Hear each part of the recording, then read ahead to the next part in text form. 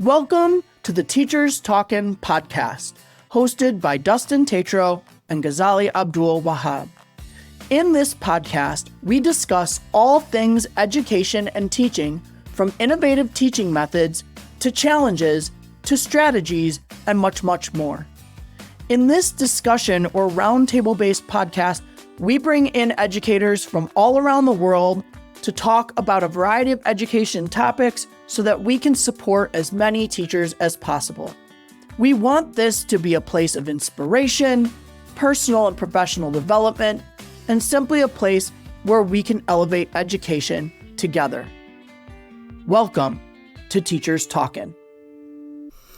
Hey everybody, welcome to another episode of Teachers Talkin. I'm Dustin, and this is going to be a bit different from our usual episodes. Ghazali and I have talked a little bit about adding in some shorter episodes from time to time, and this felt like the right topic to kind of start with because we're right at that point of the school year where testing is wrapping up, summer's close, and everybody is just starting to feel done. You know, it's early May, seniors are counting down, AP tests and state tests and standardized tests are all happening or they're wrapping up, and, you know, students can feel that summer is coming. Teachers can feel that summer is coming. We're tired. The calendar's packed. And, you know, it's because of all of those things that classrooms start to feel a little loose at this time of year. And so the title of this episode is that testing isn't the finish line. And that's because testing cannot be the finish line. It just comes and happens so close to the start or to the end of the school year that it really feels like, hey, we made it. And, you know, now things are over. But the reality is there are still 3, 4, 5, 6 weeks left of school for people.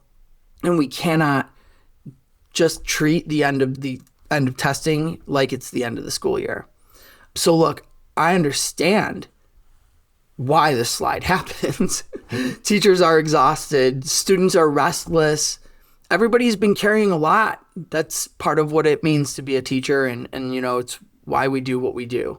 But when we loosen everything, even a little early, students feel that shift, and classrooms actually tend to get harder, not easier, as we wind down. So the core question I have today is, how do we help students to finish the school year with a purpose after testing is over? And I would tell you that that starts with routines. And I think that routines matter now at the end of the school year more than at almost any other time of the year. I say there's really 3 times of the year that routines matter the most. It's when school year starts, when we return from winter break, and at the end of the school year. If you have really tight routines and systems and you do those things consistently, because consistency is the absolute key when it comes to routines, then you're somebody who very likely isn't letting the end of the year slide. But I have seen even the best teachers get towards the end of the year and be like, okay, I'm not going to worry about this thing or that thing that I've worried about all year long. And I'm here to tell you that you should keep worrying about those things.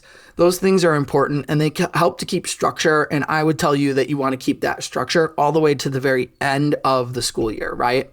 And I think at the end of this year, those are the first things to slip and slide. It's the routines, it's the procedures, it's the expectations where we're like, okay, we made it.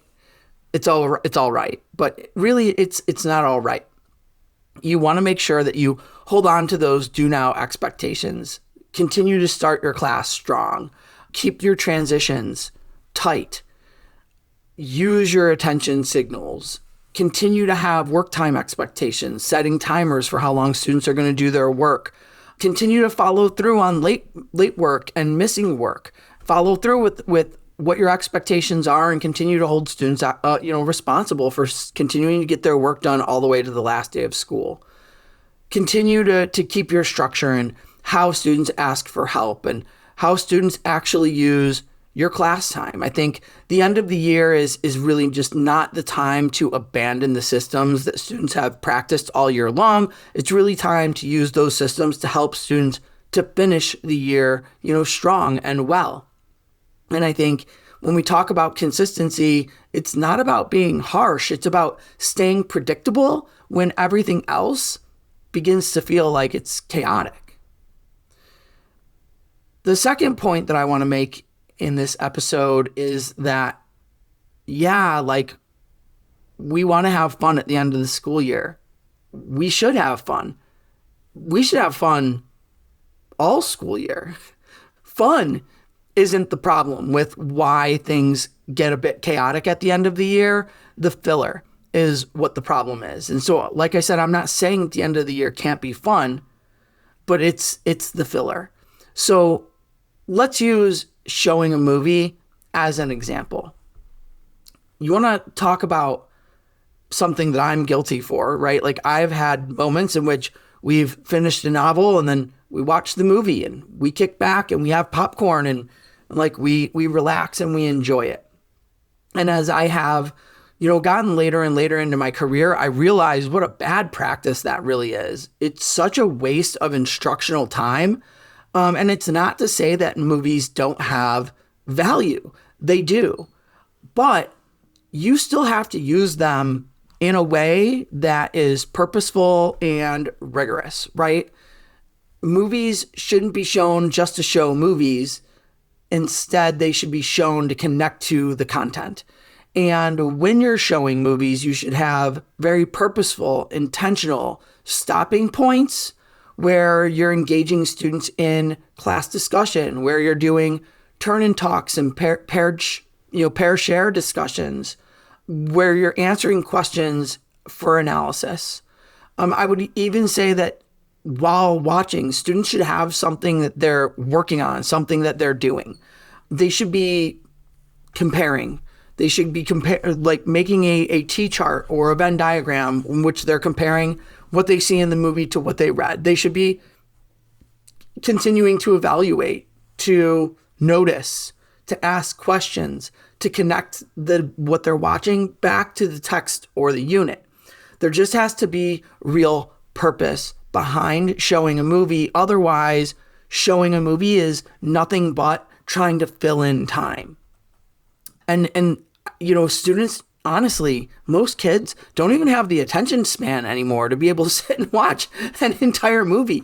So like to even show something for an hour, over the course of a couple of days, you're not going to get any level of results. It really is just taking something up to fill up time. I think that the question is not, can this be fun? The question is whether this is actually helping students to practice, to understand, to reflect, and to prepare for something. I am not an advocate for finding things to fill time, finding fun activities just because they're fun activities. I'm very much about remaining purposeful for what students need to know and what students need to be able to do, but finding fun ways to be able to do those things. I think that, just when I think about the students that we serve, the students that I serve at my school, the students that are within my community, Chicagoland, there's just no time to waste. Like, we don't have time to fill things in. Our students are largely not ready for college, largely struggling to be good readers, largely struggling to think critically. If they're not ready for even their state testing, which maybe they were, are they ready for the next grade level? We have this obligation, I think, to really continue to push learning. So my third point is to use the final weeks as a bridge to the next grade level. This is where you talk about shifting from what do I do with the time to what's going to help students to take the next step. So things that you can do that are going to help to bridge to where students are going is activities in which you build reading stamina. And that can be with fun stories. It can be choose your own book and really starting to build in some more silent, sustained reading time and reading with purpose. It can be practice writing with evidence. So maybe over the year you've worked with providing evidence for writing, but you've actually only requires students to find like one piece of evidence. This is an opportunity for you to start thinking about, how do I find multiple pieces of evidence when I'm writing or when I have an argument?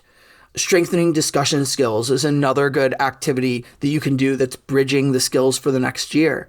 This can look like students giving some type of a speech or a presentation. I think working towards next grade level expectations. So get with the teacher who's going to be teaching the kids at the next grade level and find out, what are some of the most foundational skills that they teach, especially to start the year, where maybe you can start giving your students the leg up by doing some of that work ahead of time and getting students prepared for that. I think this is also a good time to continue practicing organizational and independent work habits. So you could do a small unit around like workflow and managing time and how you use planners and things of that nature. You can even help students think about what kind of learner they want to be next year. I mean, if your required content is finished or it's almost finished, right? That doesn't mean that the learning has to be finished. It means that you have a chance to help students to connect where they are now to where they're going next. And that actually brings me to my fourth point, which is that reflection can still be a real academic task. And I think the end of the year is a great time to help students to reflect on their school year and to set goals for moving forward.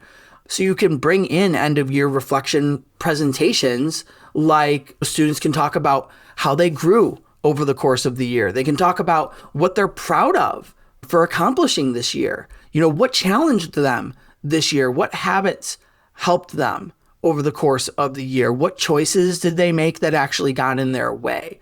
What goal did they want to carry into the next year? What advice would they give their future self? So you can have students reflect on the year and think about what went well and what didn't go well.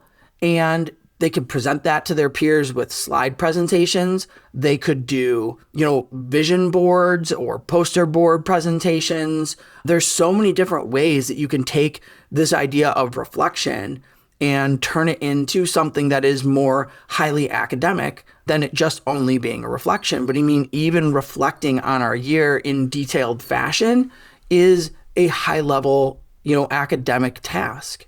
I think that this is also a really good place where you can get students to give feedback to you. What did students feel went well this year? What did they feel like could have been better? What did they think about your teaching style and the lessons and units that you created? This is a great opportunity to collect that kind of information and start thinking about what changes you want to be making for next year. I think we did weekly reflections, but that was really core to the student learning. What did I do well this week? Am I still on pace? If I'm behind pace, what am I doing to catch up? Why did I get behind pace this year? What led to it? Those were kind of our weekly reflections, but I also did end of unit reflections with the same sort of purpose, where it was one, what did you do well in the unit? What did you not do well in the unit? What can you do in the next unit to be a better learner? And then I'd ask them about their favorite assignment in the unit and their least favorite assignment in the unit. I asked them about things like pacing, activities, and, what else they would like to see out of their learning. And then I took that feedback at the end of each unit and I tried to help me build those things into the next unit or, the unit after that. So I was just always constantly trying to take my students' feedback to improve my practice. And the end of the year feedback can be exactly that. Getting that feedback from students can really help you to grow and as a teacher into the next year, right? I know that by May, it is tempting to coast, but that temptation doesn't make teachers lazy. It makes teachers human. Students, though, they still need us to be steady. They still need routines. They still need expectations. They still need meaningful work.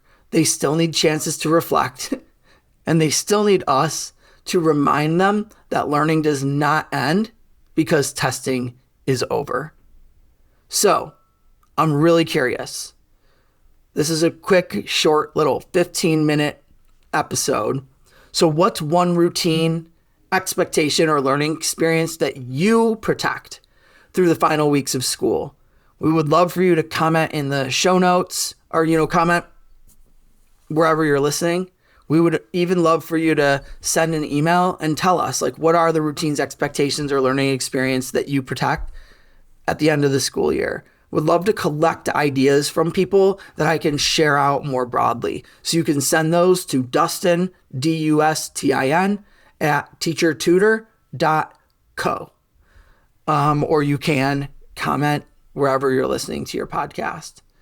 And if this topic connects with, where you're at right now, I also wrote about the same thing in my last week's edition of my newsletter called The Learning Ledger. This is my weekly newsletter for teachers. You can subscribe through the link that's in the show notes. And I hope that this was a helpful episode for you in closing out your school year, but I do hope that you have a great rest of your school year. And as always, if you'd like to be a guest on the podcast, we would love to have you on. We're going to start recording for season 4. So you don't have to be an expert in anything. You just have to be passionate about education. You have to be somebody who wants to talk. I always know that there's many teachers out there who like to talk. We just want to hear your stories and share them with our audience. And so you can fill out the quick 2-minute form in the show notes and sign up to be a guest. And we would love to have you on. Otherwise, thank you so much for being here and listening to Teachers Talkin. Please rate, review, share the podcast with other educators so we can keep spreading the word, keep on talking, and keep on teaching, and have a great end of your school year.